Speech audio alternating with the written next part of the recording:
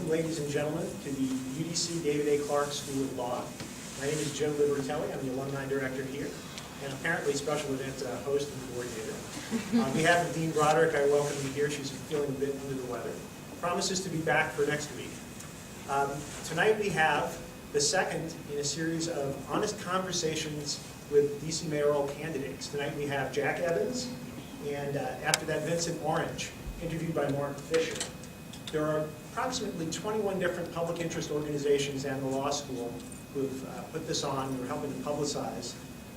We hope that the conversation will touch issues of justice and fair play for the less affluent of Washingtonians whose issues and interests have suffered in recent years, as they have all across the country. With that, I'd like to give it to Mark. Thank you, Joe, and thanks to the UDC Law School for hosting us here tonight, and as well to the large number of groups that are sponsoring this event. This forum, or UnForum as it's being called, will also be available on YouTube, and you can see last week's session, which Mark Seagraves interviewed Andy Shalal and Tommy Wells. That's already up on YouTube if you missed that. And next week at the same time, same place, we'll have Mayor Vincent Gray and Muriel Bowser. So, without further ado, we're going to try tonight to get beyond the kinds of rote questions and answers that sometimes happen as these candidates move night after night to these forums around the city. There's a certain sameness that develops to those forums, and it almost has a sort of rehearsed feel to it. So we're going to try to break out of that and do something a little bit different, find out a little bit more about who the candidate is and what his vision is for the District of Columbia. So. Jack Evans has been the Ward 2 council member since 1991, is that right? And he's been reelected 5 times. He's the chairman of the Finance and Revenue Committee. He's also, in his spare time, a lawyer at Patton Boggs. He lives in Georgetown with his wife and their 6 children. So please welcome Jack Evans. Thank you. So, Councilor, tell us about your first decision, going back to the 90s or earlier, to run for public office. Why did you feel compelled to do that, and what did you expect that you might do with your career had you not done that? Very good question. Well, first of all, thank you all for being here tonight. Appreciate the opportunity to have a discussion with yourself and the viewers who are over here watching and the audience is here. I have always loved politics. From the time I was a little boy. I grew up in Pennsylvania, a small town in Pennsylvania outside of Wilkes-Barre, Scranton called Nanticoke. My dad was a florist, my mother was a school teacher. My family has always been in politics. I had an uncle who ran for office. I have a poster on my wall in my office for my grandfather who ran for the Pennsylvania State Senate. I have a great story my grandmother always used to tell. She had 9 brothers, and one of her brothers was always running for office, and she tells the story about when his name was Nip Phillips, and I think they called him Nip because back in the day he took a nip every once in a while. And my grandmother was a poll watcher at the time, and she remembers this elderly women coming to vote, and she said, I want Catherine, her name was Catherine Hibbard to come in and help me vote. She had a hard time back in the old days in Pennsylvania, you could do that kind of thing. And they got in the voting booth, and she turned to my grandmother and said, I don't want to vote for that Nip Phillips. He's no damn good. So my grandmother said, okay, well, let's just put an X next to his name. My grandmother always told that story. So when I get into politics, it started with a whole lineage of people.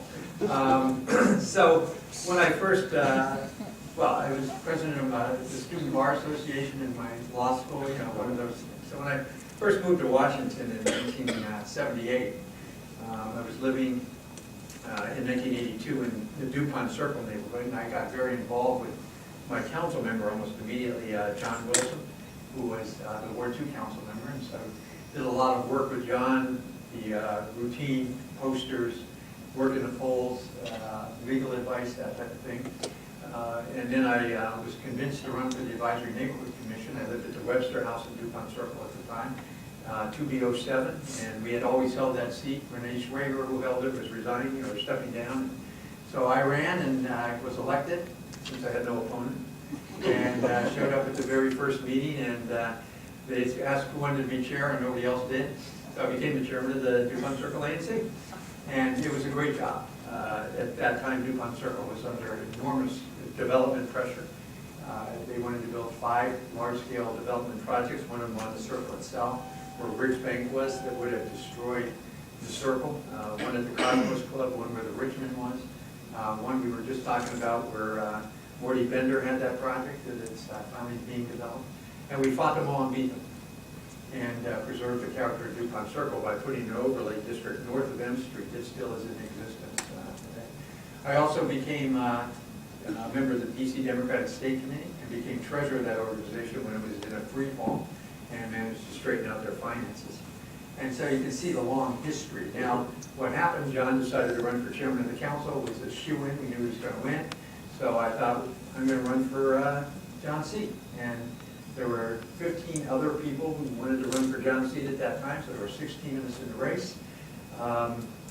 We pretty much out-organized everybody, is the best way to describe it. It was a very close race. We were largely all unknown across the board.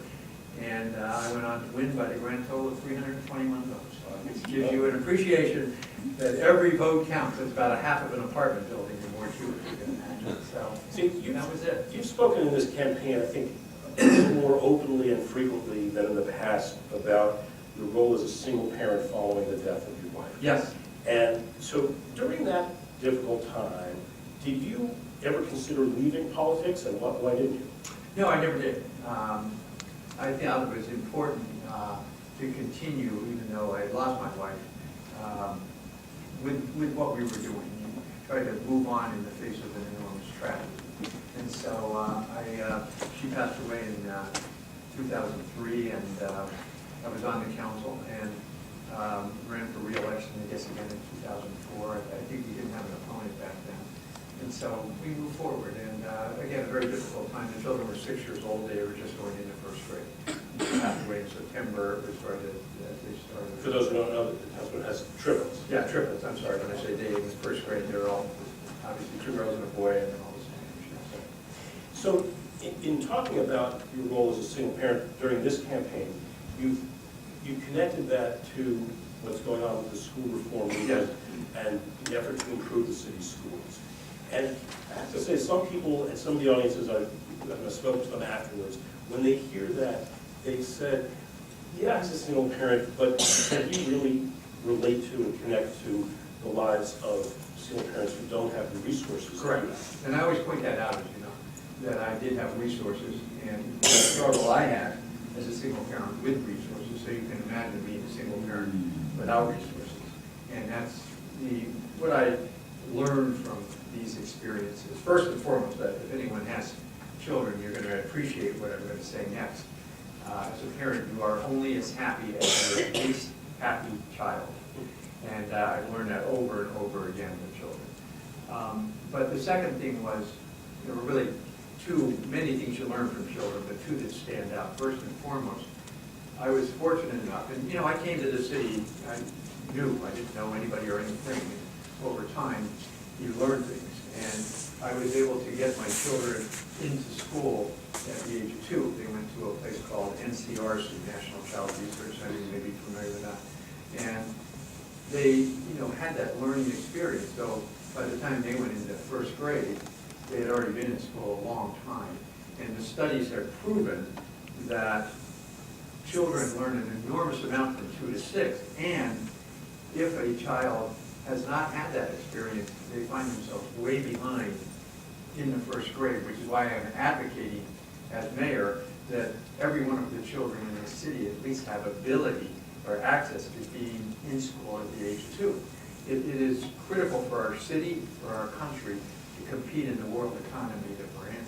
And then the other story I tell, which is a very true story, is when my children were in 4th grade, my daughter Catherine, who's the oldest by 1 minute, called up and said first day of school that they were almost in tears. They had homework for the first time. needed help, so I went home from school. And second day of school, I got the same phone call, and I thought, well, I can't go home at 4 o'clock every day from work. And secondly, to be honest with you, I can't even do the homework. I don't want to do the homework. Too hard. I want to learn the diagram sentence all over again. So what I did is hire 2 students from George Washington University to come to my house every day from 4 to 7, because number one, to help with their homework as mentors, make sure they got something to eat and everything, because at that age, again, you have that window, and after 7, 8 o'clock, children get tired, hungry, and aren't able to really do that well. If we could do that, and again, I have resources, so other single-parent families or double-working parent families may not be in that situation, but I have already met with the head of the consortium of universities who are very excited about the prospect of having college students in this city get credit, class credit, for doing for families what we were able to do. Can you imagine if I could have that one-on-one relationship between college students and children in our city who come home from school and maybe face the prospect, like my kids had, of no one being there. And that, I think, is, again, something that is very important for our education system. So the rap you sometimes hear against Jack Evans is that although you have long and important experience and are deeply knowledgeable about the city, its finances in particular, that some people say that you are tone deaf to lower income residents. And that I've heard particularly African Americans talk about how they may drop by a fundraiser and see that it's a wine and cheese event and it's almost all white people in the room. Is there any validity to their discomfort with you enrolling in and potentially as mayor as well? No, I would say not. I think there's a perception that develops, maybe because, I'm a white guy and I live in Georgetown, and so that's off-putting to people without getting to know me. But if you look at my history, again, Ward 2 was at one time a very diverse ward. It's become less diverse because the boundary lines keep changing because the population increases so much.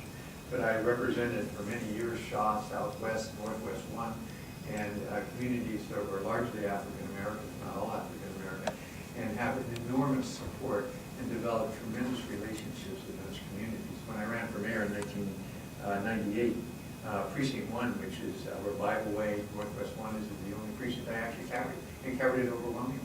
And we have enormous support in those communities as well as other communities. And I would say that, not only am I very attuned to people who have less in our city, I came from a very humble background, which people tend to forget or want to overlook because it doesn't fit the mold that they want to produce.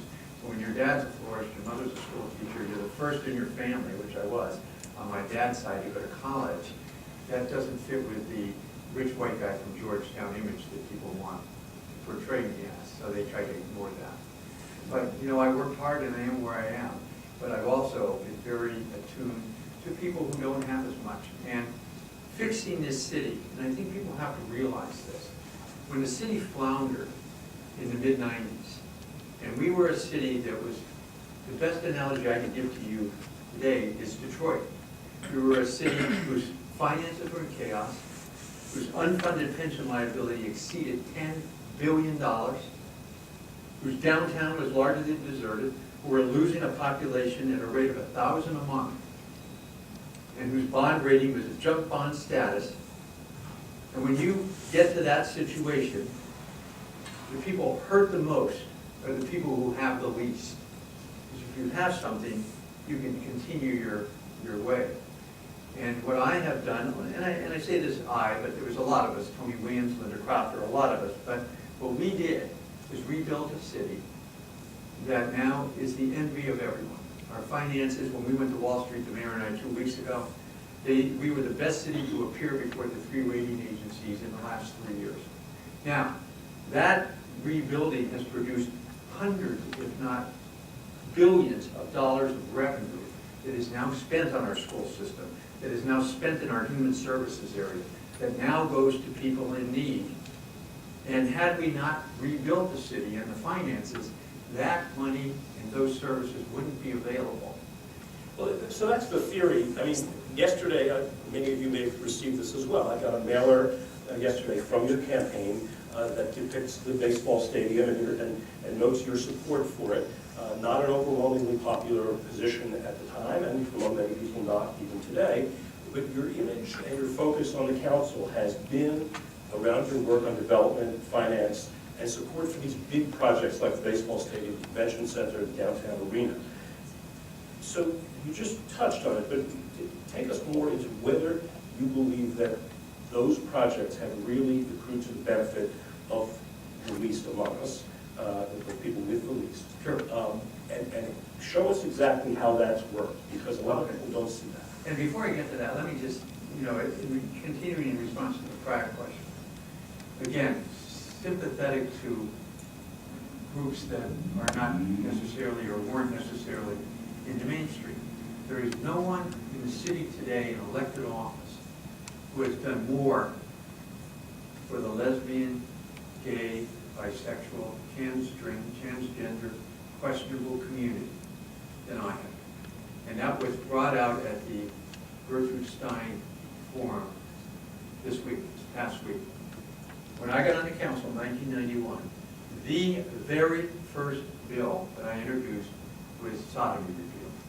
And we failed because our best allies on the council, Hilda Mason, H.R. Crawford, and others, voted against it. Okay? Next cycle, we were able to get it passed. And then domestic partnership, on needle exchange, on all of the issues that were important to the community, I took the leading role, was the very first elected official to come out in favor of marriage equality in 1998. And I remember the exact moment, because we were in front of the Baptist ministers, and there were 5 of us there, Tony Williams, Carol Schwartz, Kevin Davis, Harold Brazil, and myself. And when the question was asked, I was the only one who supported gay marriage. Everyone else said no. Even though at the forum that night, the Gertrude Stein Forum, several of those same people said yes, and Kevin Chavis, to his credit, jumped up and pointed at them and said, "You are a liar." And that's what happened. So when you bring up these issues of when do you support something that is not mainstream, that is a huge issue. And to this day, I would say this. Now, going back to your question about how do these big projects help, you start with the Verizon Center, a very unpopular project at the time. It's called the MCI Center. When Abe moved it in, and we were going to build this thing downtown, and the city was paying for the infrastructure, and Abe was paying for the arena. Very close votes on the council to get it passed. It would never fit. It was a terrible use of money. We could be using our money for something else at the time. So we built it, and it is one of the, if not the most successful downtown arena ever built. Not that the building pays a lot of taxes, but everything around it. It produces, I believe we estimated, $200 to $300 million a year in tax revenue that wasn't there before, which all goes into our coffers again and goes toward paying for everything else in the city. It also employs people, in their entry-level jobs. I granted that. They're entry-level jobs that people can go to and work at the Verizon Center, and all of the things that have been growing up around it. Convention center. I mean, I'm sure virtually everybody in this room opposed the convention center. What a bad idea. I had a woman follow me around in a white elephant costume for 2 years and heckle me everywhere I went because of the convention center, right? That's true. All right, it was built. It opened. It is the most successful convention center in the country, and now has spawned the hotel next door, which, when it opens in May, because of my efforts, will employ 51% of the people working in that hotel must be district residents. Comes out to 600 people. We have now gotten 2,000 applications. We have gone through the training, and there are 600 people entry level up. We're going to be working at that hotel. They didn't have a job before May. Again, that's what that creates. The baseball stadium was probably the worst of them all. The baseball stadium was the most emotional issue that we did. We had 12 votes on the council. All of them were 7 to 6 votes, and it wasn't always the same 7. The mayor and I and Linda Clarke were able to get these votes to build the stadium. And again, when I went to opening day last year, it's too bad the team fizzled, but there was high hopes. People could not have been more excited. No one remembered that there was a question about it. When you say it's unpopular today, actually, I think they did some poll that 85% of people love having a baseball stadium and a baseball team. And the development that is being produced around that stadium, albeit we've been through 2 recessions now, and it is still moving ahead. And then someday, maybe 5 to 10 years from now, that whole neighborhood will be built out and will be something that wasn't there before. And that neighborhood is developing with great speed and sort of astonishing as you go down there and compare it to a few years ago. But the apartments being built there are very expensive. And the affordable housing component is quite minimal in that area. What you mentioned earlier before we started that you were moved yesterday for something you said on this issue, but has the city done enough to assure that the benefits of all of this development does not push people out of town or make it unaffordable for those to stay there? Yeah, and the city can always do more, and that is an argument. But keep in mind what the city has done. The Housing Production Trust Fund, which again was again, we'll go to your earlier statement about not the perception that I'm not concerned with people who don't have as much. The Housing Production Trust Fund was the brainchild of myself and Adrian Senti when he was a council member. And we put it together, and what it has become is the best vehicle to produce affordable housing in the city. I came up with the idea, because I know governments do one thing and then they don't fund it, to have a dedicated funding source. It was my idea, was the deed and recordation tax. A percentage of the deed and recordation tax puts the money in the fund, and you have that money. Now, when the economy hit a skid and the deed and recordation tax fell, I was able to organize with WIN, the Washington Interfaith Network, and behind closed doors, my colleagues were not interested in funding this. But when they walked into the chambers and there were 200 people, and I can't remember if it was the blue shirts or the red shirts, we got an almost unanimous vote to increase the funding for that. And today, there's $187 million, a huge amount of money in the Housing Production Trust Fund. Now, the issue came up yesterday is why isn't there more? And you have to remember, there's a capacity issue. If we put $500 million into the Housing Production Trust Fund, I can assure you that $300 million would be wasted. We don't have the capacity to produce that much affordable housing all at once. And so you have to gauge how much money can you spend wisely to get the housing built. Because I can remember a time when for every dollar we put into affordable housing, 75 cents went for overhead. I used to say to the nonprofits, show me the houses you're building first, because I don't trust that it's going to get built if I give you this money. You know, I know the money will go somewhere, but I don't know if it'll go into housing. But today I think we're doing a much better job of producing that affordable housing. Every time the city is involved in a project, a public-private partnership, we mandate that certain parts of it, like 35% to 50% must be affordable housing that's built. Then the definition of affordability comes in. What are you talking about? Is it 30% of AMI? Is it 50%? Is it 80%? So there's a big discussion about what affordability is. And there's a final issue, and I hate to get too complicated on this, but you've asked a question. The final issue is, how do you keep affordable units? And there's a big discussion in the affordable housing community. If you buy an affordable unit that we're subsidizing for $60,000, and you live there 5 years and you decide to sell it and it's now worth $500,000, should you get the 500? Should we get the 500? Or should you only get 60 and you keep that unit as an affordable unit? When in America, people develop wealth by buying something and then selling it from where they bought it from. And so there's no right or wrong answer on that. What's your answer? It's just a discussion. What would my answer be given? I would say that if someone bought it, they should be able to make some money on it, because that's how wealth is created in America. But it takes that unit off the affordable, it being affordable. Otherwise, you're just holding it for someone That else. puts the city in the position of being a developer of high-end housing. In some respects, you could look at it that way, but in the beginning, it's an affordable unit going in. But anyway, it's not for me to decide, but you can see where the affordable issue keeps coming up. And before I got here tonight, I was in a neighborhood in Ward 3 where a number of people had been there for 15, 20, 25 years, bought their homes when they were worth maybe $200,000, $100,000. They're now up in the millions. And they haven't changed the home at all. It's just the assessed values have gone up, and they're worried about whether their children could even buy a home in the city. And so are we becoming so expensive that no one can buy anything in the city anymore?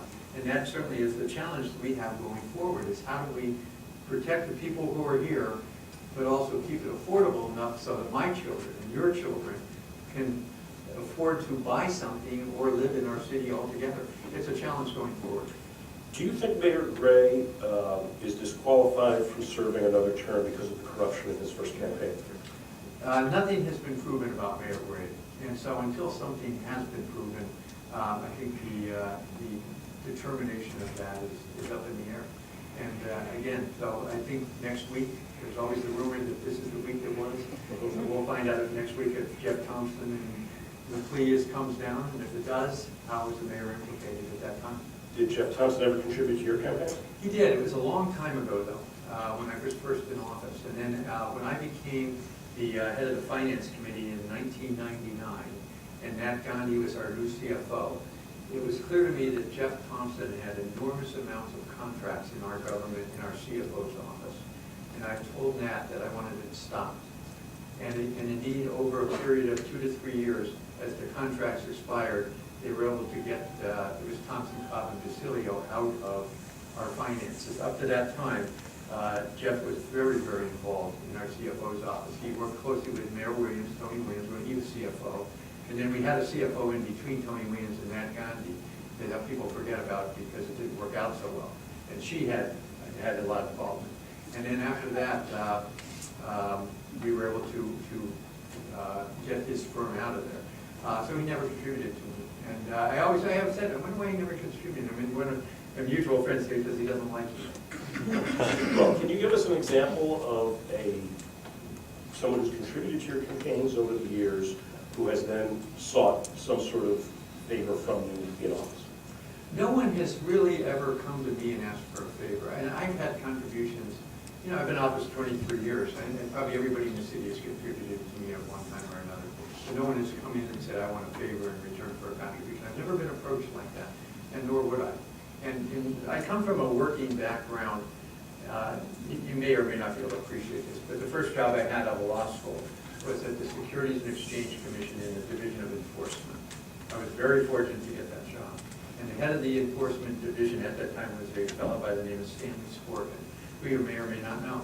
He went on to become the chief counsel of the CIA, and then went on to become a judge. And Judge Sporkin was very clear with all of us that we had the utmost ethics, that we could not even accept a cup of coffee or a ride to the airport from opposing counsel, because we were out all across the country doing these cases. And that's always stuck with me, and that's the way I've approached this job. Let's talk about jobs. What do employers tell you about why they don't hire DC residents? Well, employers do hire DC residents, But actually. among those who don't, what excuse? Well, back in the day, I don't think it's as true as it is now. There were always the question of whether people could qualify for the jobs. For instance, when we were first building the Verizon Center, we had mandates that the construction companies had to hire DC residents, and we could not find qualified residents to do these jobs, or we couldn't pass the drug tests or criminal background tests or whatever the tests were. And frankly, I didn't buy that. There might have been something to it, but when we then went on to the convention center and other projects, we put in place programs, which still exist today, to train our residents for these jobs. And I'm not just talking about skills programs. We have programs that we call life skills programs, teaching people to get up in the morning, how to get dressed, how to take a shower, how to show up on time, how to do things that got you to the training, and then the training for the job. And Ibrahim Bookman and his wife Carolyn still are running programs in that area. And then as a result of the convention center, we also started the Hospitality High School. And the Hospitality High School is a school where if you go and you complete high school there, you are literally guaranteed a job in the hospitality industry, which is our second largest industry after the federal government, an enormously successful program that we've done. So there are avenues that we have taken, learning from our experiences is how to get DC residents. And I go to the convention center hotel, which I just told that story. 600 jobs is a big deal. See, at a lot of the forums in this campaign, you have promised to do for Martin Luther King Avenue and Good Hope Road in Southeast what you did for 14th Street Northwest. But given the experiences that we've seen on those main avenues in Anacostia in recent years, Big Chair Coffee, Uniontown Restaurant, opened and closed in fairly short order, what makes you think that the retail success that we've seen on 14th Street can be transferred to an area with a far lower average income. Isn't it the income of the people who live and traffic in those areas that draws the retailers? Yes, it is, and I would take issue with, albeit maybe a far lower income, that there is a lot of buying power in Ward 7 and 8. People in Ward 7 and 8 go elsewhere to do the buying because the retail they seek is not there. People will go to grocery stores, they just don't happen to be there. They go to movie theaters. Are you telling me that no one in Ward 7 and 8 ever goes to the movies? Of course they do, but there's no movie theaters there. Or shopping at the stores that are right across the boundary in Prince George's County or in other areas. What happened with the retail you're mentioning is the groundwork was never done. So how would I do it differently? One thing I'm doing right now as a Ward 2 council member, one of the reasons I'm running for mayor, it's very hard to do these things in other wards when you're the Ward 2 council member. It's a lot easier to do when you're the mayor. The legislation I introduced to create bids in Ward 7 and 8. What are bids? Business improvement districts, quickly. And what they do is provide two things, clean and safe. We have them all over Ward 2 and now in a number of other wards. The people who walk around in little uniforms with the walkie-talkies and they pick up the trash every hour on the hour so you don't have trash. On a commercial area, if I'm going to open a store, I want two things. I want safety, I want to make sure I'm not going to get robbed or my customers aren't going to get robbed. And I want to walk outside my store and not have trash all over the place. So you create an environment, number one. And then you have to partner with certain types of retail to create a catalyst. And you know the story I always tell about 14th Street was the grocery store story. I lived in that neighborhood on 17th and P Street. We had one grocery store. It's the Safeway on 17th Street. We all refer to it lovingly as the Soviet Safeway. Why? Because only one brand of everything. It's crazy. So we wanted a better food option. And we reached out to the store called at that time Freshfields. And I invited them to come to the neighborhood. And I'll never forget, it was a Wednesday at noon. We met them at 14th and P Street. And they wouldn't even get out of the car. They said, we're not going to build a store here. It's crazy. I said, what would it take? And they wanted a 10-year property tax break, which we gave them. And they wanted a liquor license, which you couldn't have at that time. Because you could only in the District of Columbia have a liquor license in one store of the chain. There was already Freshfields up at Tenley that had the liquor license. And you know what I did? Changed the law. So then you could have, if you build a brand new grocery store, you get a liquor license. They opened up, and you know, the rest is history. That Whole Foods is the highest grossing Whole Foods on a per square foot basis in the nation. Next door, the ever-present CVS always opens up. Then we had the hardware store. We partnered with Studio Theater.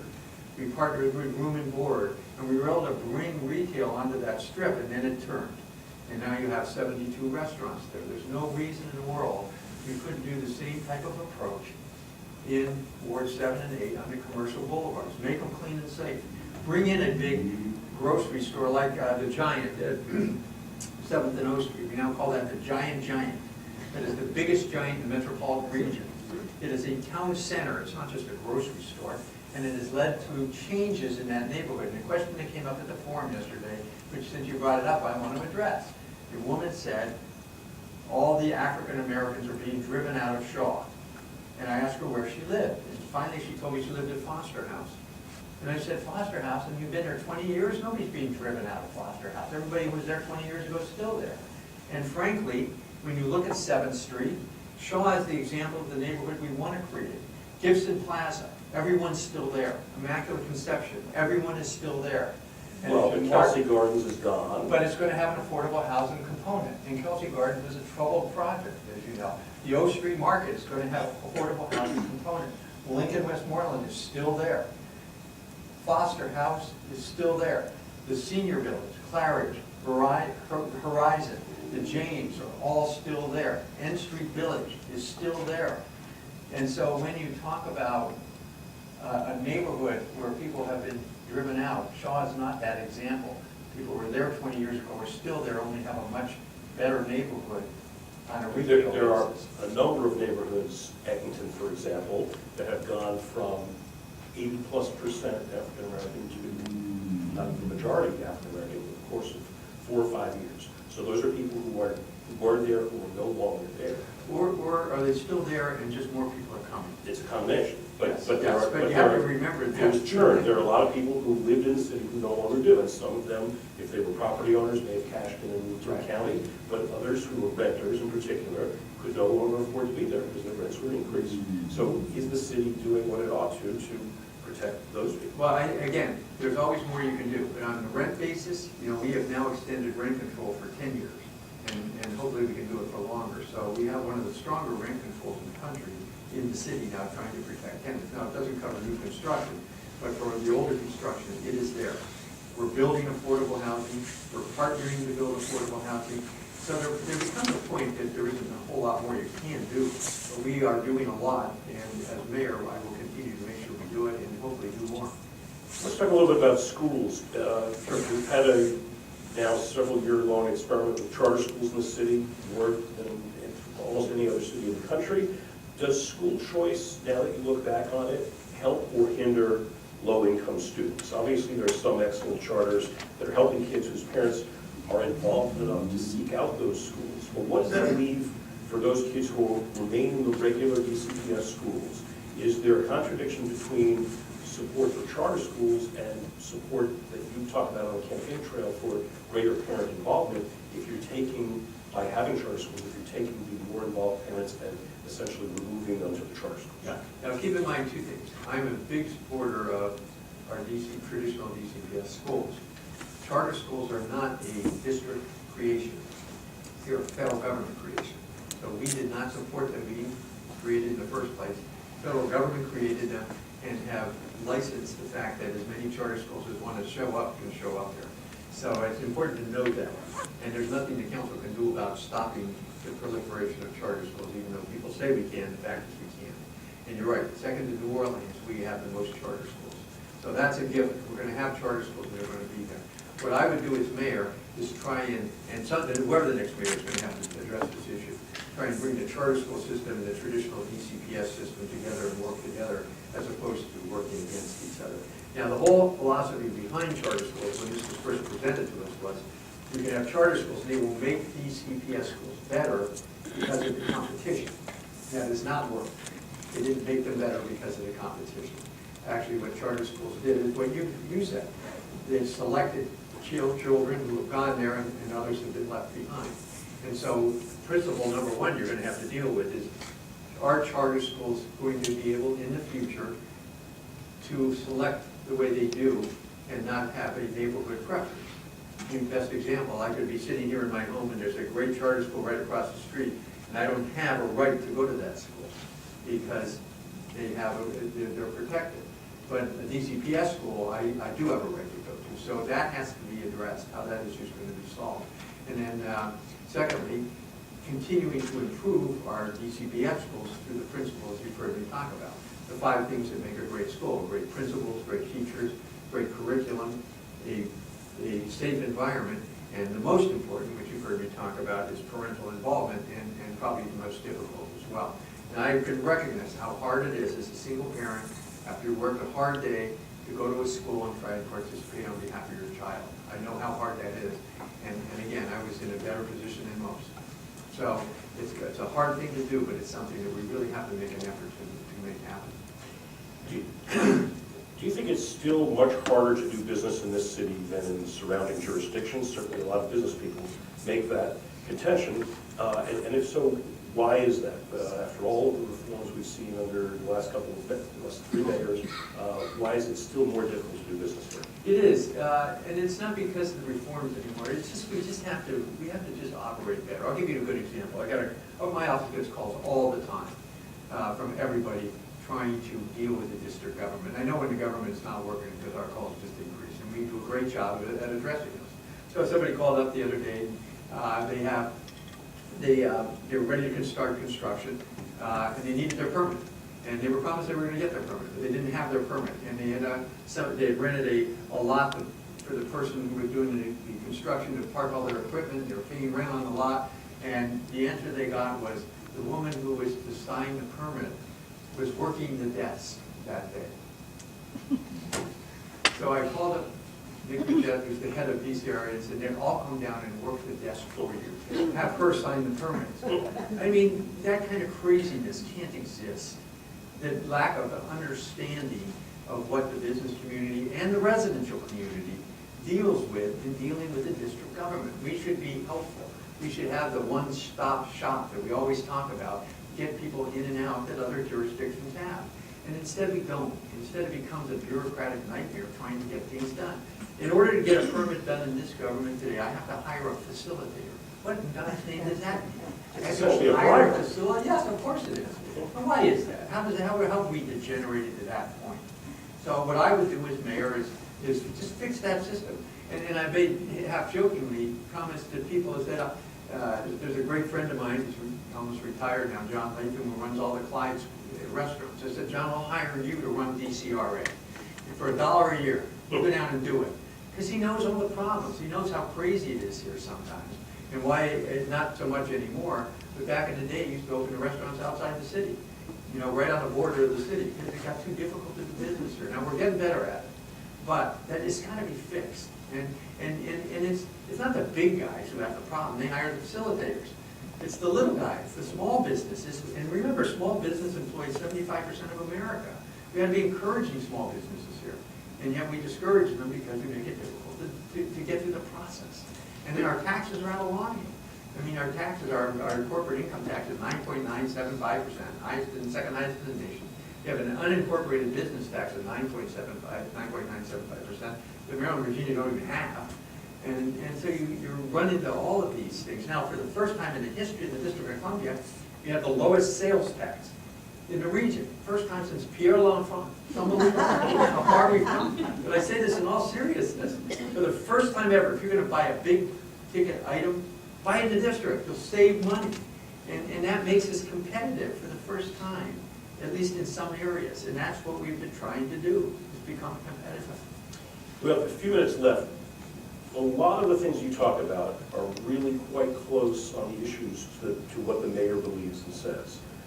Why should he not therefore be reelected? Why are you running to replace him? Do you agree with him? Because I think I can do things better than the current administration is doing it. And a lot of the things we talked about. An area we haven't talked about is the arts. Again, the arts has been a passion of mine for years. I have been responsible, again, with other people, in channeling hundreds of millions of dollars into an area that this city didn't care about when I started. Whether it's the bigger projects like Arena Stage, whether it's the Harmon Center, the Washington Ballet, or the smaller, the studio theaters, and Woolly Mammoth, and the Washington Performing Arts, and the small artists all together. We have supported them. And the current administration doesn't. Nor did the prior administration. When this city got in trouble in 2009, the first thing Adrian Fenty cut was the arts. The earmarks, people say, but they were the grants to the arts. Cut them in half, and then Vince took the other half. And they were gone. And the arts are so important. I have a bill before the council I can't get moved that says that every one of our schools should have 4 things. You tell me what you think about this. Do you think the school should have an art teacher, a music teacher, a phys ed teacher, and a librarian? Do you think that's too much to ask? To have those 4 things in our school? My colleagues on the council won't even move the bill. That's an outrage because there are many children in our society who aren't interested in sports and things like that, mine included, who love the arts, who thrive if they have the opportunity to become involved in arts and with music. And if they don't get that opportunity in our schools, they'll never know they had it. That differentiates me from the current mayor. And just the whole development process, the whole finances. This is my background. I don't have to learn this stuff. I don't have to have somebody whisper in my ear, this is how the finances are, or this is how you put a deal together. I know it better than anybody else. And that's what you're going to need in the next mayor. You do not need on-the-job training in this job. We are at a place in this city where we can bring the benefits the city is enjoying to everyone if you have somebody who knows how to do it. If you have somebody who doesn't know how to do it, is going to have to listen to somebody else, have them whisper in your ear, then you are never going to get it done. And that's what differentiates me from the mayor, from all the other candidates that are running. The mayor, his whole background was in social services, and yet homelessness has become a much greater problem during his time in office. Where did he go wrong on that issue? I think what happened this time around, from everything I can see, is the mayor's administration wasn't prepared for this upcoming winter. And what happened was DC General, which is a horrible place that we have people staying, nonetheless that seems to be our default position, was filled before the hypothermia season started. So when the winter came, they had no place for homeless families to go and homeless people, and they started putting them in hotels, which is, I mean, the wrongest thing we could do. But that takes me back to the 1990s. And so it's kind of interesting because the first time I worked with Mayor Gray, Vince Gray at the time was the head of Human Services, and I was the new council member on the council.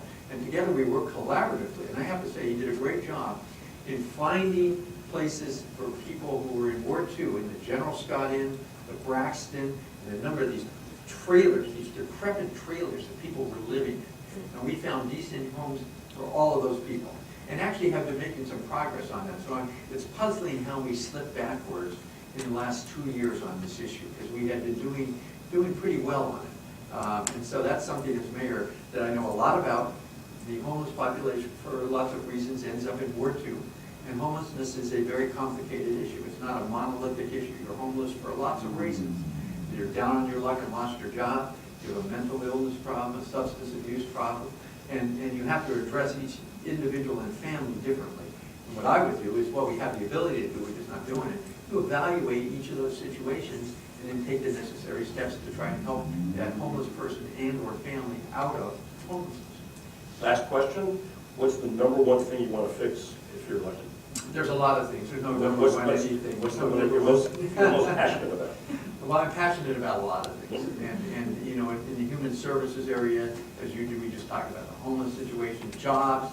Jobs are critical. I think if there was any issue, it would be jobs. And education. See, you can't really pick one out because they're all so interrelated. I want to fix the school system so that the children now coming through our system are equipped to get a job in the century we're in right now with the jobs we have. I want to take individuals who are largely in Wards 7 and 8, the 25% unemployed, largely among African-American males, and get training for those individuals so that they can get jobs that exist in our city.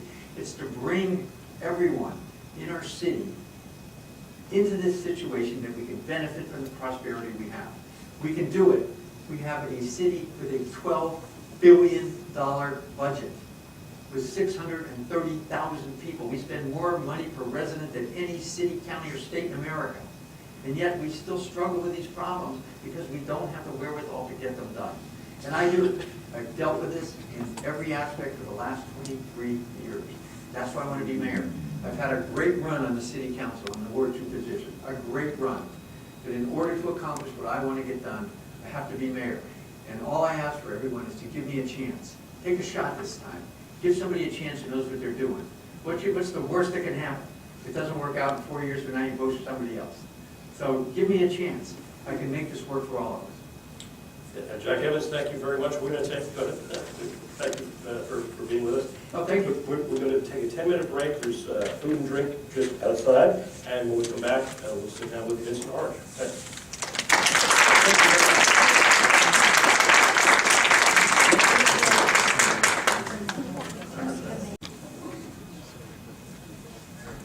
Okay.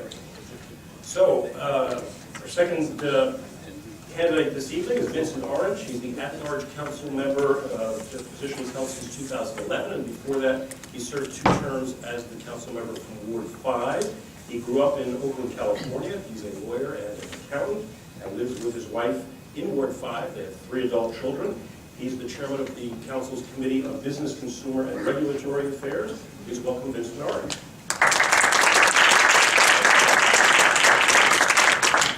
So let's start with, you're not from the district originally, but so tell us what brought you here and how you got involved in running for office in the first place. Well, I came to Washington, D.C. in 1980 to attend Howard University School of Law. And I've been here because I met my wife while I was in law school. She was working in her master's in special education. And I've been here since. I've been here long enough to produce Free Washingtonians.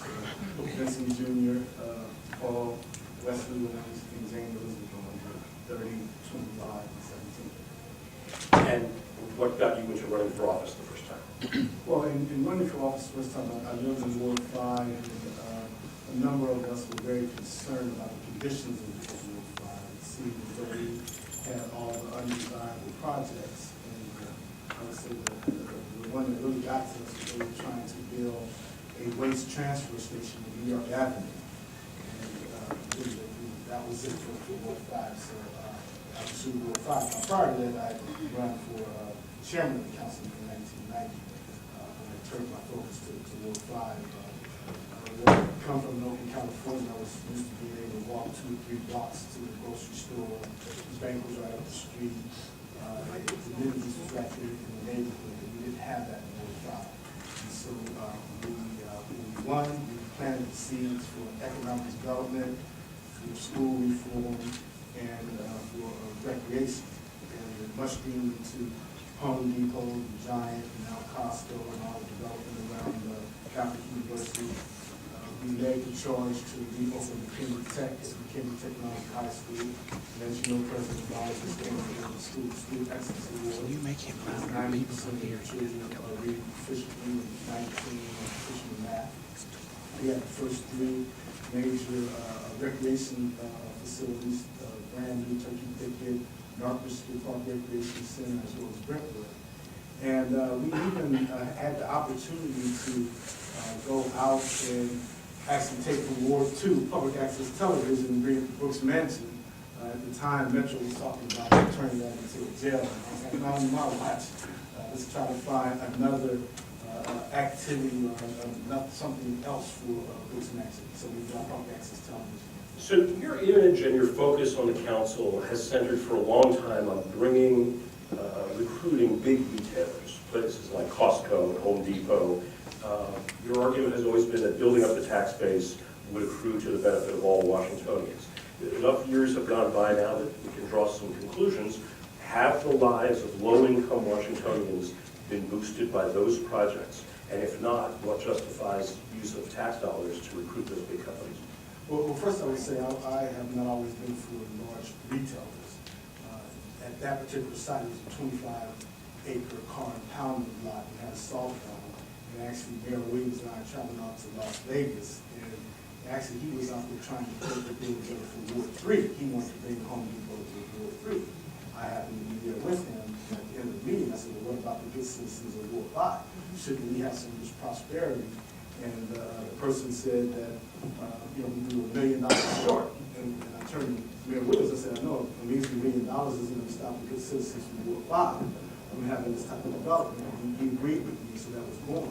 But also at that site, there are a number of small businesses as well. In the second phase of that, I actually worked it out where 70% of the 70,000 square feet would go to small businesses as well. So I always have my eye on property balance. Now, to answer directly your question, has it worked out for low-income folks?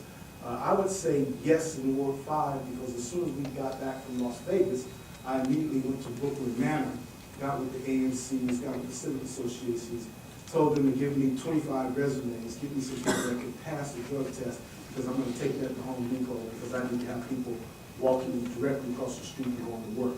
Also worked with Reverend Sharon, because his church is right on the corner, Israel Baptist Church, as well as Bishop Owens at Greater Mount Calvary Holy Church. So it was a community effort, everyone was involved, and when it opened, people actually were walking across the street from Brooklyn Manor going to work.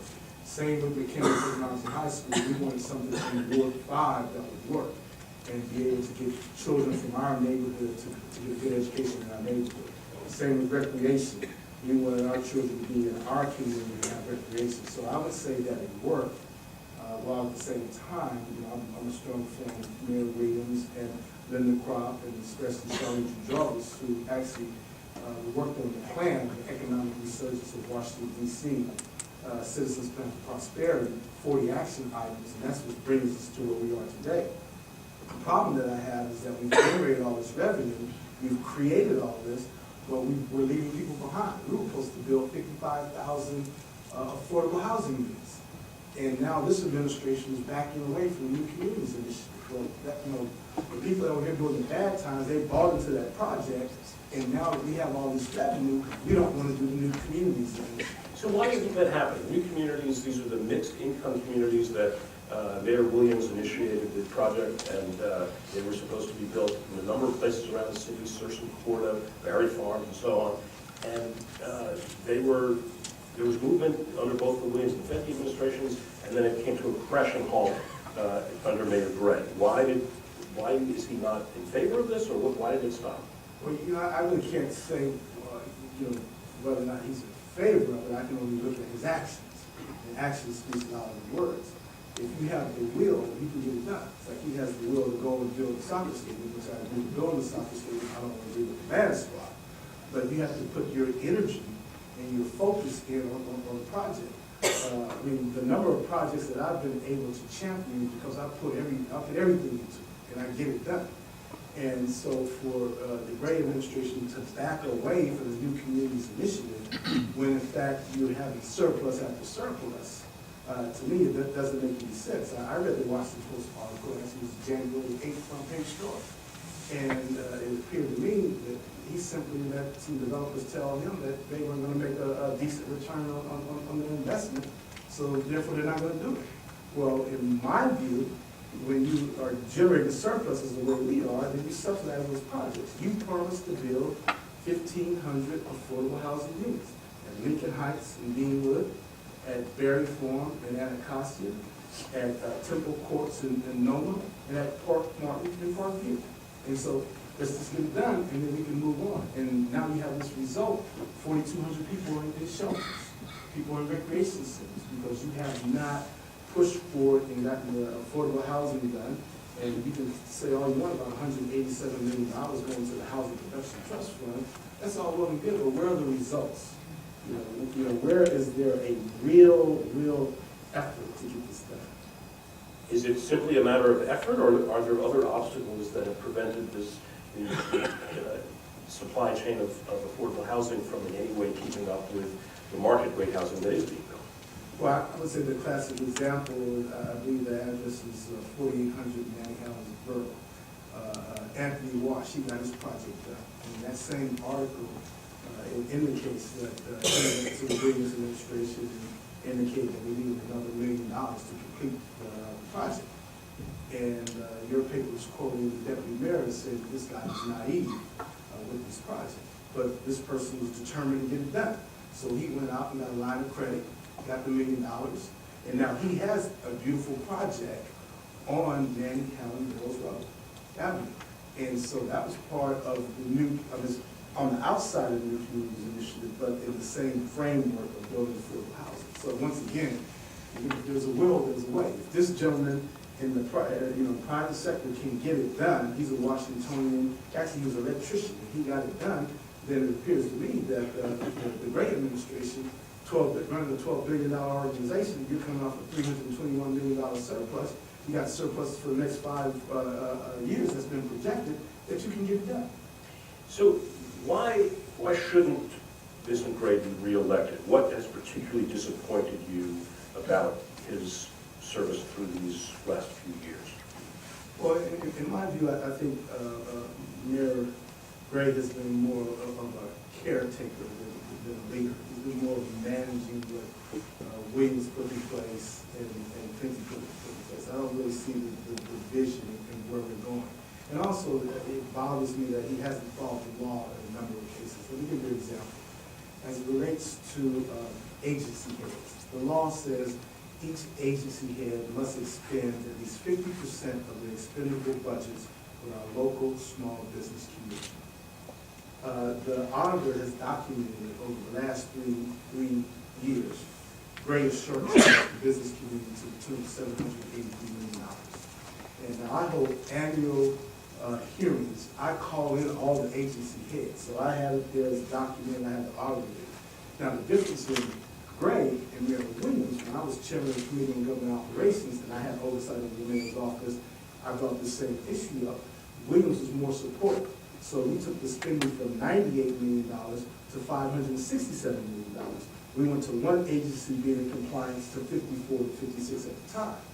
Whereas in this particular case, these are your cabinet. These people are part of your cabinet. All you have to do, in my view, is what's going on. Why don't you get it done? We even had this discussion with Mayor Berry, who started all of this, and he says, well, he as well. At his cabinet level meetings, he holds the agency as accountable. There's $1.4 billion that's missing that hasn't been circulated amongst the 246 public-private construction projects in the city, and where 35% of that business is supposed to go to CBE.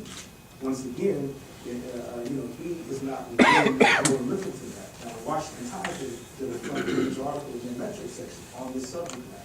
So that's what I'm talking about. And the fact of was about 500 people have lost their homes. One person lost his home over $136, and one of the tax lien investors went and sold the property, took the $200,000 in equity. That's another shortfall because you have oversight over that. And if you look at New York, in New York, you cannot sell a person's, a senior citizen, low-income senior, a disabled, or veteran's home. You place a lien on it and then get your money back when it changes ownership. So overall, I just don't think there's a real focus on really bringing everybody along. I think it's more of a focus on just moving forward with business. We are here at the University of District of Columbia. I think it's a travesty that the mayor can't come up with $16 million over a 5-year period to save UDC from having to eliminate their athletic program. There are 147 students on scholarship that play sports. Now, they're not good enough to play at USC or UCLA or Duke, but they're good enough to play here at the University of District of Columbia and get a degree in the process. I don't have a problem with them trying to cut out the 28 baccalaureate programs for $16 million. This is our only public institution of higher education. So on the one hand, you're telling me our scores are going up. You're telling me that we're going to be producing kids out of our high school, our DC public school system. Well, where are they going to go? And yet, you want to spend money to send them out of the city. I mean, you're draining our future. So the mayor talks all the time about how test scores are going up, schools in the city are getting better, but as you know, the scores that are going up largely because of the change in population in the city, and actually the gap between white achievement and African American achievement has gotten larger. Correct. So is the mayor trying to pull one over on the city by saying that everything's moving in the right direction with the schools? Has school reform done anything to help, you think? Well, school reform has helped. The fact that Mayor Clinton came up with the idea of the $1 billion school reform modernization to modernize the schools and renovate and get them up and running, that's a good thing. The fact that you now have 12,000 kids in your early childhood program, that's a good thing. Where we differ is on what you're doing in the classroom. The council passed my bill, the Early Childhood Education Act of 2012. Yet he isn't funding it, he isn't implementing it. And simply what it states is we should train our 3- and 4-year-olds for kindergarten. But we should assess them. I'm gonna talk to that 3-year-old and see whether the 3-year-old needs glasses to help him see the words in the book. Maybe that's the problem. I want to ascertain whether or not the 3-year-old needs a hearing aid. Can't hear the teacher. That's the problem. Or there may be something going on at that 3-year-old's home. Let me find that out now. I'd rather address the kid at 3 years old as opposed to 13 as a teenager. It's going to be hard for me to redirect. And then my bill also says that we should have a curriculum in place that reasonably ensures that our children will be reading independently upon entering the 4th grade and that they can add, subtract, multiply, and divide. Because the curriculum changes. It changes from learning to read to reading to learn. But if you've never learned how to read, you can't read to learn. If you can't add, subtract, multiply, and divide, I can't introduce you to fractions, decimals, and algebra. So you can't move forward. And all of a sudden, you find yourself in the 6th, 7th, and 8th grade, truancy problems, dropout problems. And so even with Ms. Bowser, I disagree with her. She tends to think that middle schools is the problem. Well, my position is what we send to the middle schools is the problem. And parents, especially educated parents, they know what's going on. They know when you get to the middle school, they break off. They go to send their children to charter schools or private schools because they know at least 67% of those kids in DC public schools, they can't read. They can't add, subtract, multiply, and divide. So they don't want their children in that population. And so do you think as a result, do you think the charter schools have actually hurt the regular DCPS schools because they've allowed involved parents to pull their kids out, put them in the charter schools, and leave a much more difficult population in the regular schools? Well, I don't really put that blame on the charter schools. What I would say is that we should be able to fix the problem. And it should be to the point where it doesn't matter if you go to the charter school or the DC public school, middle school, that we are preparing children that can move forward in life. And that, there would not have to be a separation. And I think there needs to be more emphasis on that. The emphasis today is on boundaries. The emphasis today is, to let somebody sell you a bill of goods and say, I'm gonna give you deal all over the place. Well, when you look at McKinley Technology High School, it does well because they get to select.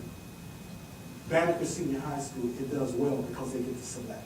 The school without walls, they do well because they select. And then you're leaving this population over here, and then you're trying to say that scores are rising, but 87% of children from low-income families cannot read proficiently and they cannot subtract, multiply, and divide. There's 47 non-performing schools, so let's go and fix that problem. And then once you've tackled and fixed that problem, if we need to raise the awareness, then we can all move forward. So how do you do that? How do you fix that problem? I mean, you talked about early childhood education, but that doesn't fix everything. And there's certainly been studies about Head Start and so on that raise real questions about how much preparation that really does provide that lasts through the elementary years and beyond.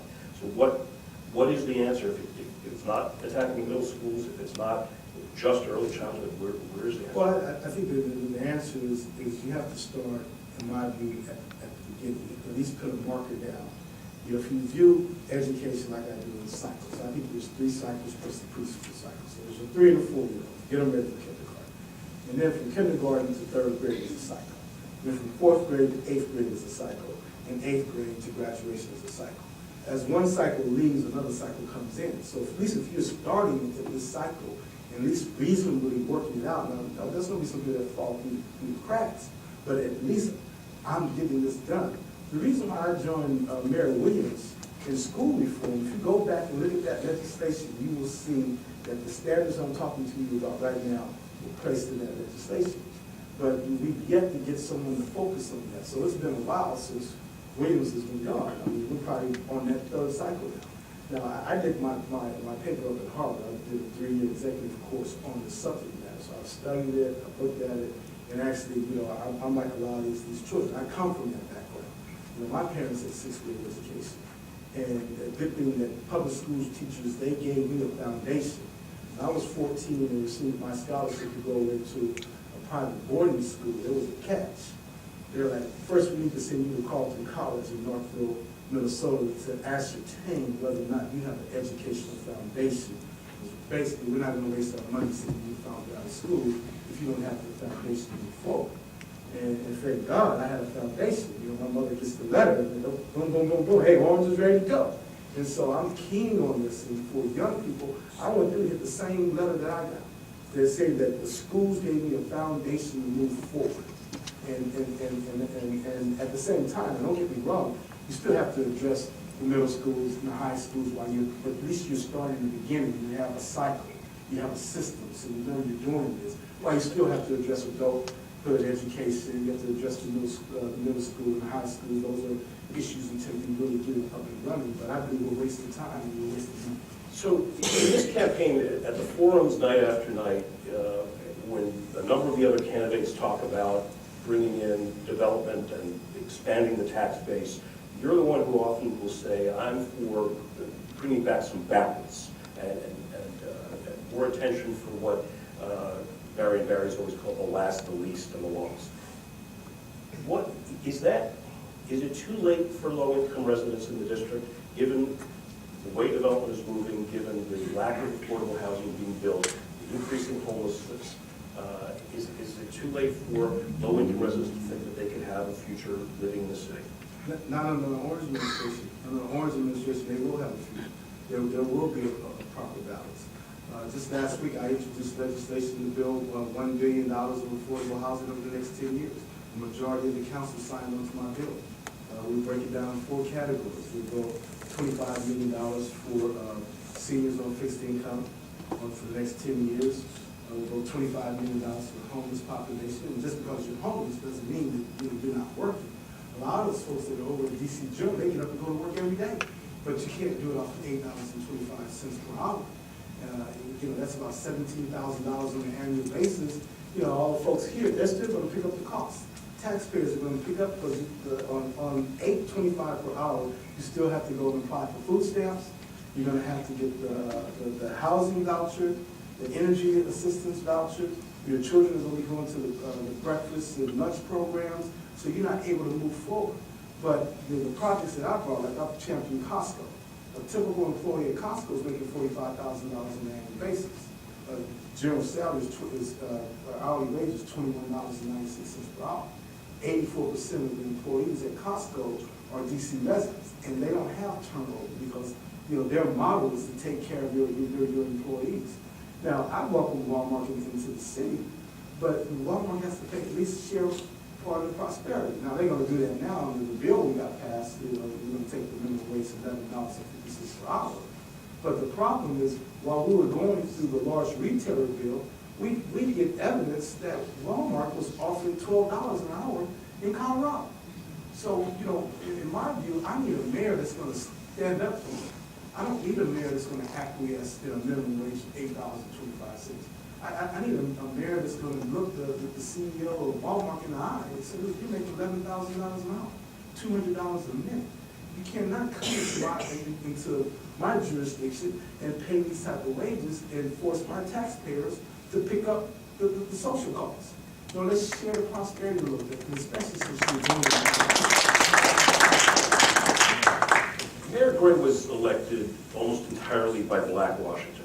He got more than 80% of the black vote, while then Mayor Fenty won more than 80% of the white vote. Have you seen any improvement in the last 4 years in the division of the city along racial lines? Well, Adrian Fitzy himself is African American. He was biracial. So, and Adrian Fitzy, he had it all. I mean, he just, he blew it.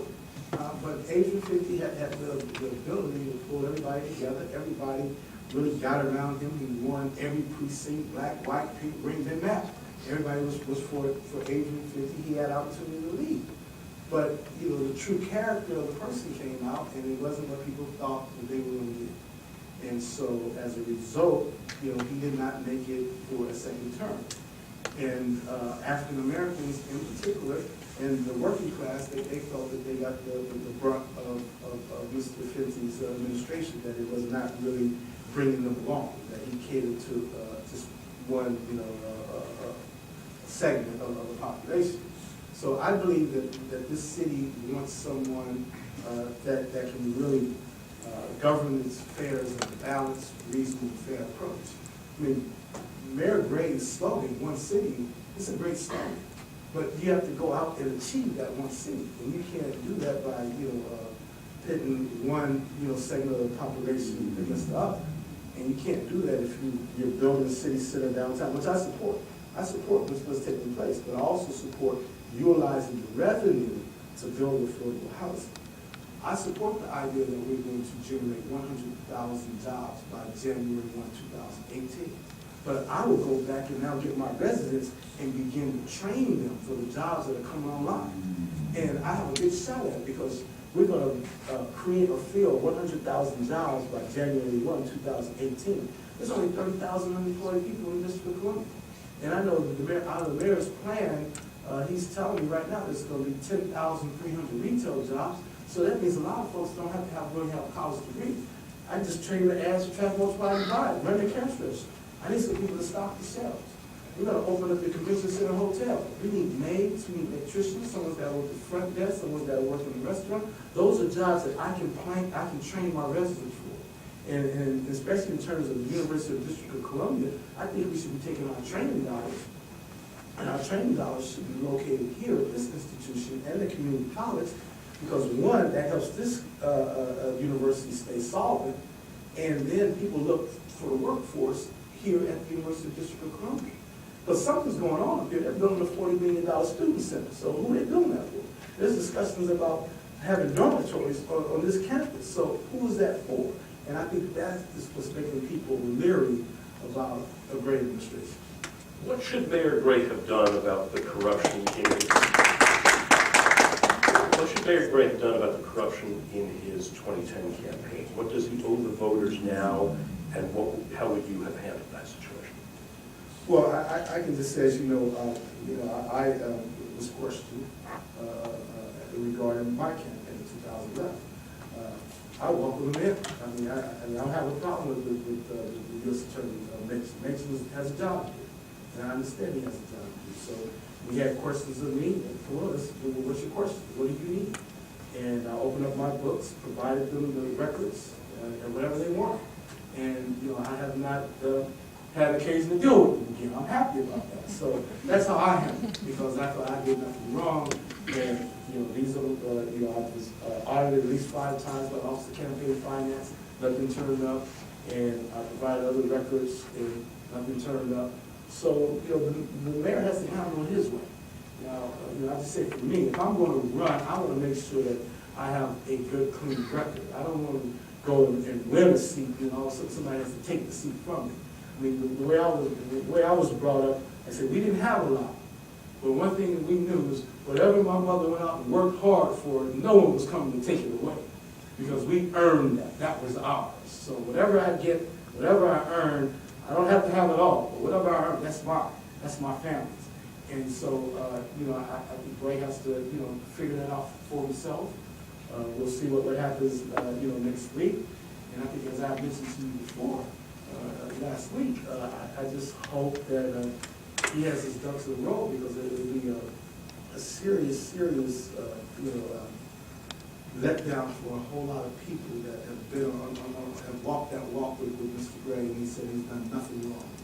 And, you know, at this point, if Mr. Thompson is going to become a witness for the U.S. Attorney, then, you know, that's going to speak volumes.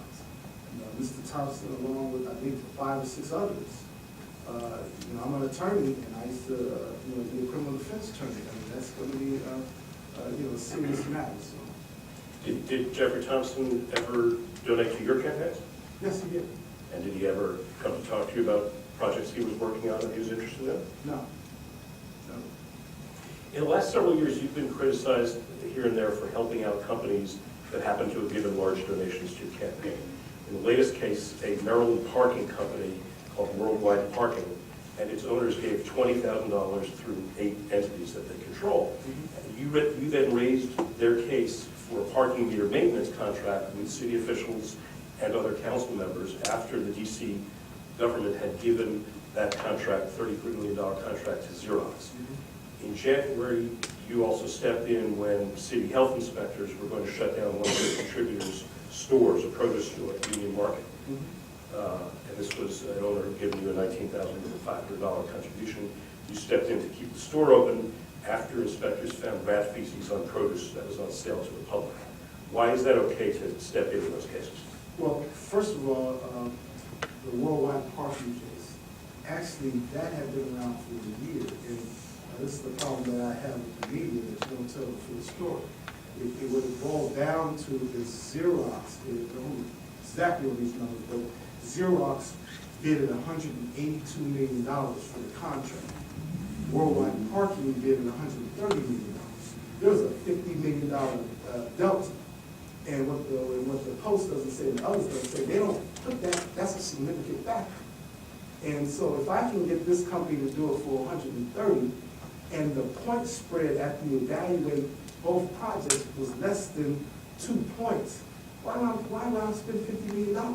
And that was the issue. That issue started, I believe, about a year prior to me running and giving contributions, but it came to a head because they wanted to change the arrangement of the contract. They wanted to piecemeal it because I had raised this issue. So as opposed to awarding the full $182 million, they scaled it all the way back to award a $33 million contract.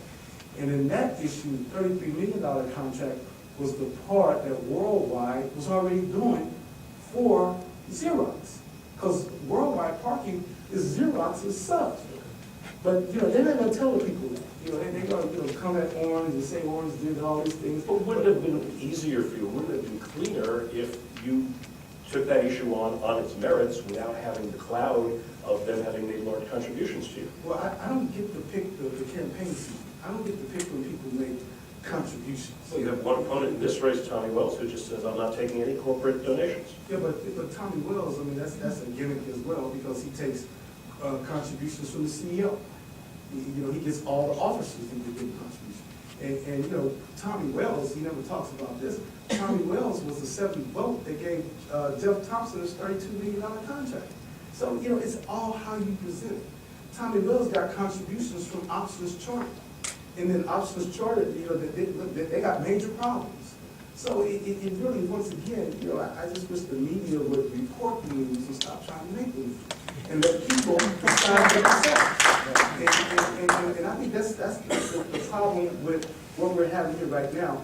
We won't let people just look at each person's record and let the people decide. We want to be the gatekeepers, and we want to just channel out little bits and pieces of information instead of telling the whole story and let the people decide.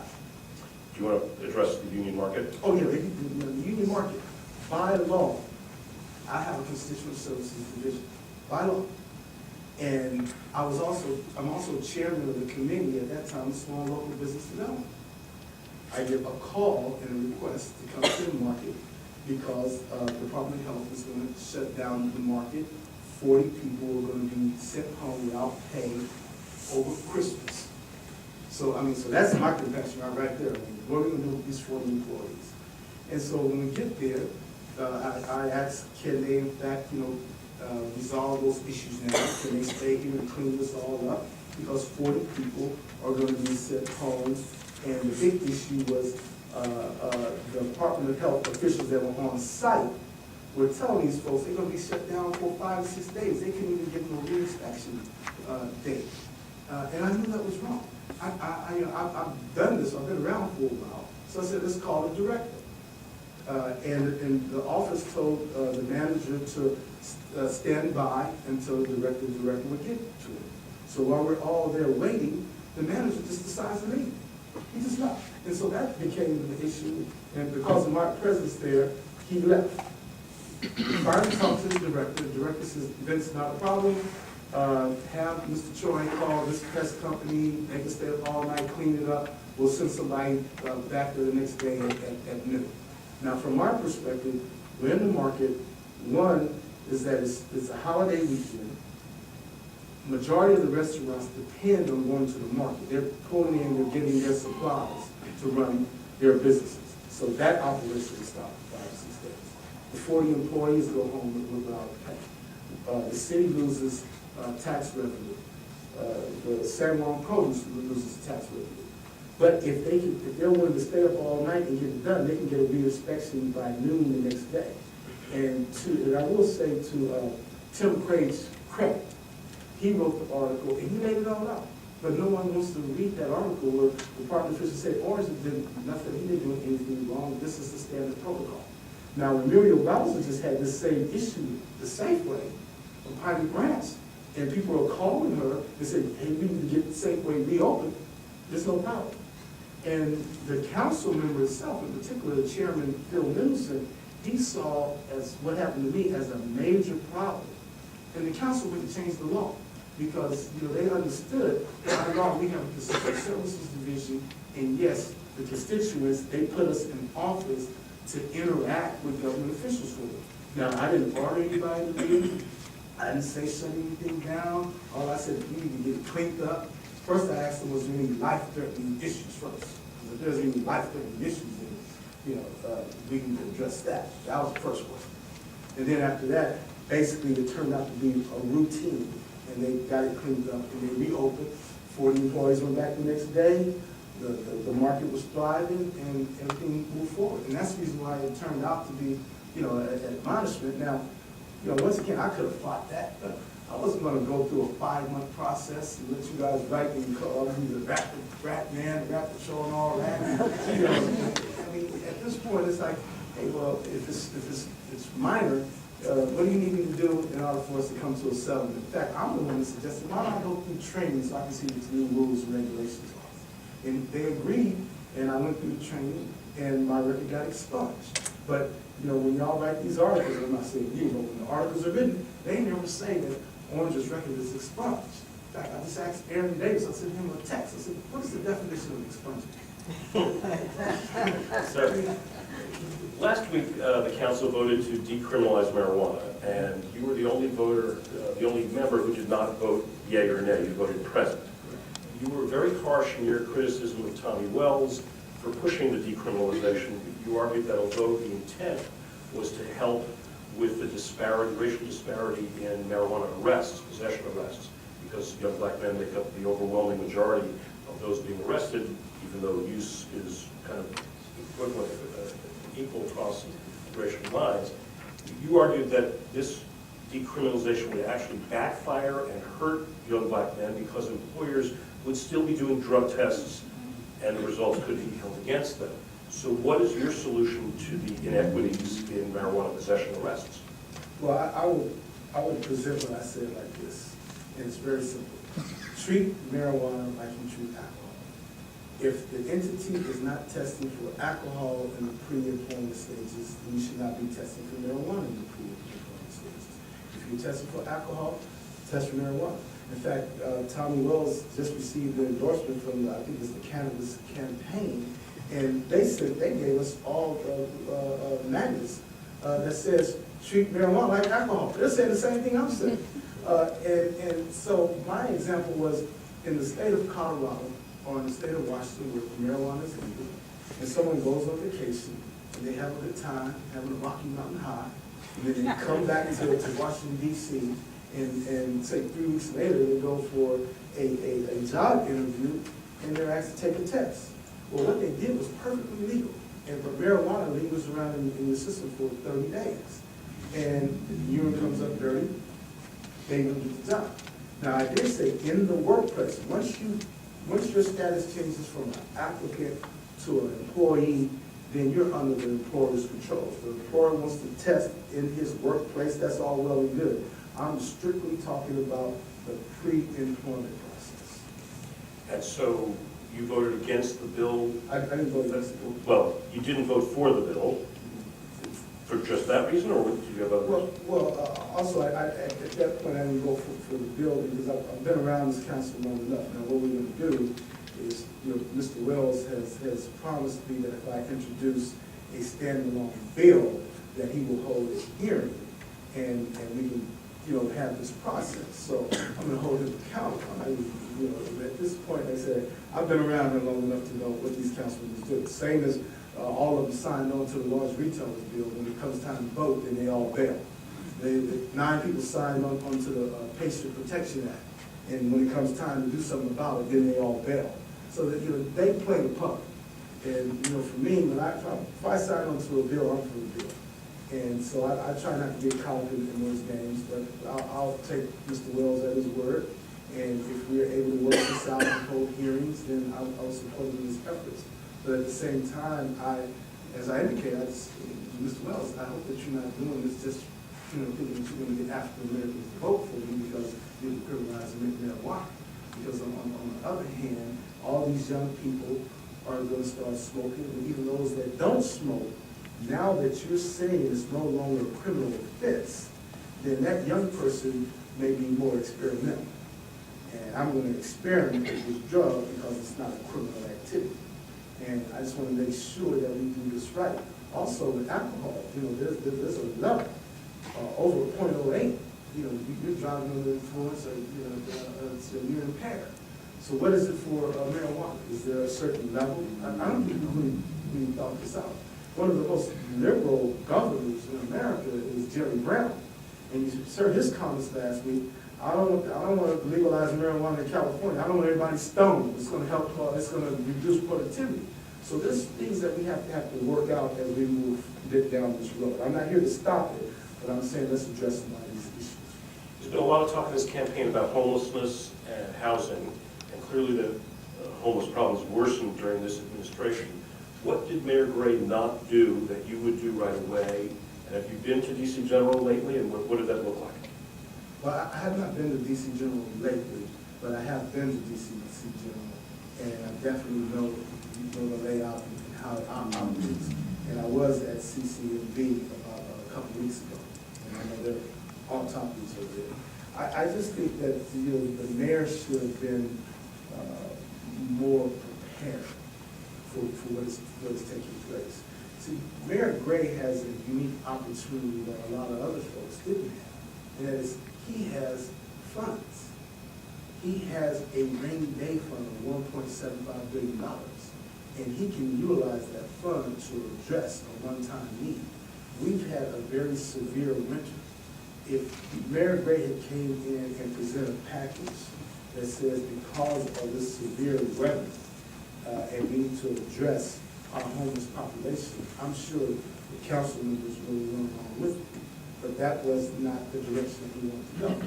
The direction that he wanted to go is he wanted to take people out of the shelters and say you have to go stay with your mother or your father or stay some other place. And I think that was just the wrong approach. And it's hard to address an issue where you've lost control of the issue. Now things are happening. You have 4,200 people out there. And now you have this judge's ruling. So now you're right back where you should have been, because you're going to have to come to the council now, and you're going to have to seek funds in order to put, especially families with children, in a place where they have some privacy, where they can take showers and utilize the restrooms in private. So it's still an issue that he's going to have to address. Mayor Fenty was a big proponent of the housing first approach.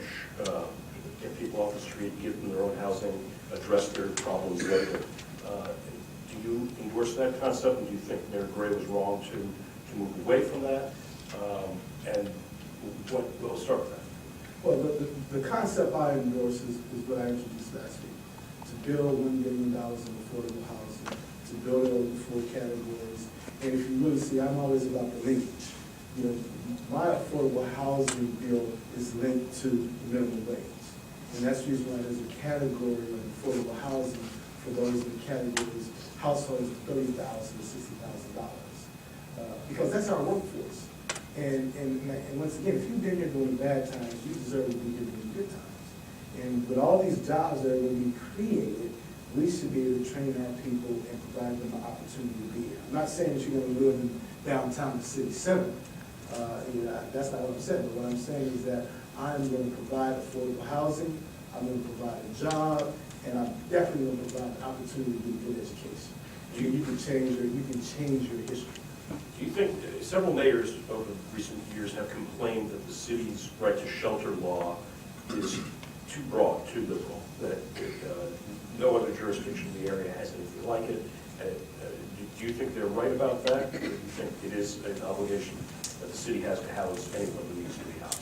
Well, I think we certainly should look at the law, and I think we should have discussions with Maryland and Virginia, and we should ensure that they don't do what they did to us in the past. They will actually bring their homeless population and drop them off at our borders. And so we had to address that law a long time ago as well. And so we don't want to get back to the same situation. But at the end of the day, we need to address the homeless issue. We need to address the issue of affordable housing. And we need to address the circulation of the dollar in the District of Columbia, because once again, that $783 million has been circulated in the District of Columbia pursuant to law, then a lot more people had jobs. The $1.4 billion of the 246 public-private partnerships, if those dollars had been circulated pursuant to law, people would have jobs. And business would still make money. Don't get me wrong, I'm a businessman, but I'm a businessman with compassion. I'm never going to forget where I came from. I'm always going to provide people the opportunity to do better. And at the same time, and I'm committed to that plan, the Economic Research for Washington, D.C. Citizens for Prosperity. Actually, I was chairman of action item number 29 that built the metro station at Clarke Capital, which created NOLA. So I know exactly how you do it. But I would also say that we can no longer rest on our laurels. We have to look to the future now. Now we need a new plan. We need to generate new streams of revenue without raising taxes. And I think we need to look at our strengths. The District of Columbia is not going to build widgets. We're not going to manufacture cars. What we have going for us is tourism, services, and I believe we have to stop Maryland and Virginia from taking revenue that we should be generating from the movie industry. I believe that the surrounding jurisdictions are going to control adult entertainment. I believe we should be controlling family entertainment. I believe we should be looking at projects like the Great Wolf, indoor water park hotels, and maybe bring that down New York Avenue. I think we should go after moderately priced hotels, in places on New York Avenue, where we can bring in the Red Lobster, the Olive Gardens, Applebee's. That's another revenue stream for us that we're leaving to Maryland and Virginia. Our average hotel price is $226 a night. In Virginia and Maryland, it's $126. So the tourists that come here, they stay in Maryland, Virginia, they come visit us, and then they leave. But we already know the 20 million people that visit the District of Columbia, on average, they're spending $363. And so we want them to spend more. And so, I'm all about trapping the dollar. I'm gonna trap the dollar for the citizens of the District of Columbia. I want to give you a beautiful experience and a great place to stay in the District of Columbia, so you don't even have to think about Maryland. We're just out of time. We're just out of time. One last question. Tell us what your vision is for the city, given the enormous economic change, the influx of more affluent people, the difficulty of being able to afford housing here. What's been lost in the neighborhoods that have gentrified, and what will this city look like in 5 or 10 years if these trends continue? Well, if the trends can continue, then more and more minorities are going to leave the city because they don't have opportunities. I believe that we can all be, and I believe that we definitely want to have a workforce. You're always going to have a workforce, so we can train our workforce, and we can provide the affordable housing. I mean, at Lincoln Heights, we already have a facility. We have the site. Just build it. At Berry Farm, you already have it. It's on the books. Build it. At Temple Courts, just build it. At Park Martin, just build it. And if we put $1 billion on the table, I guarantee you that you're going to have developers that are going to come because they don't want part of that. And so it's just making it work. This is what we need to do. And then, the other opportunities are going to come. Like I believe we should be entering into discussions with the federal government over taking over the RFK footprint. It's 190 acres. Once we build the soccer stadium, then that's 190 acres. It's a non-producing asset. What are we going to do there? Langston Golf Course is 200 acres. I'm turning that into an 18-hole championship PGA golf course. Donald Trump, he's coming to town. I mentioned it to him. He says, hey, Vince, that's what I do. I build golf courses. Well, fine. We can take you over to Langston. I'm tracking down Tiger Woods because he has an annual tournament out at Congressional, but he can't be there forever. He's got to find a permanent home. Langston. And I want to bring you into the city, make investments in the city, and at the same time, I can give everybody a job, give everybody affordable housing.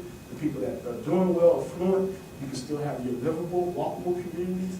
You can go down and enjoy the waterfront. I mean, it's here for everybody. So we just need to have a balance to it, but the door is open. I think the future is bright. Despite everything that's going on, we have a bright future. And I think we have people that love each other, the diversity of the city. In fact, you go to Georgetown, and Congress Heights, and Barrett Rose, Brooklyn, Michigan, DuPont Circle, it's all here. And all we have to do now is come together. Together we stand, divided we fall. And Orange is going to leave no one behind and take no one for granted. That's what the Orange administration is going to do. Okay. Thank you very much.